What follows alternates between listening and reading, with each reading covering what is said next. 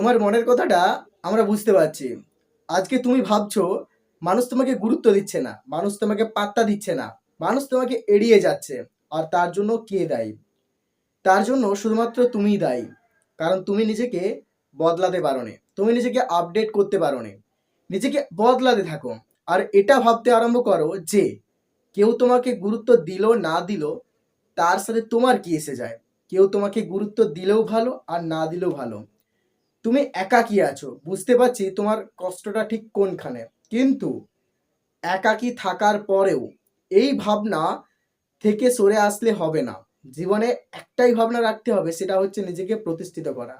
আর এটা যখন তুমি করতে পারবে তখন ভেতর থেকে একটা আলাদা মোটিভেশন পাবে, তখন একাকিত্ব একেবারেই চলে যাবে। একবার সফল হয়ে দেখো, তারপর দেখতে পাবে যে পৃথিবীটা কতটা আনন্দের তোমার কাছে। কিন্তু সফল হওয়ার আগের জার্নিটা তোমার কাছে অনেক কষ্টকর হবে। অনেক অপমান সহ্য করতে হবে, অনেক মানুষ তোমাকে এড়িয়ে যাবে, গুরুত্ব দেবে না, অবহেলা করবে। কিন্তু শত কিছু সহ্য করার পরেও আমাদের বিশ্বাস যে একদিন তুমি ভালো জায়গায় অবশ্যই পৌঁছাতে পারবে। আর সেই দিনটা খুব একটা বেশি দেরিতে নেই।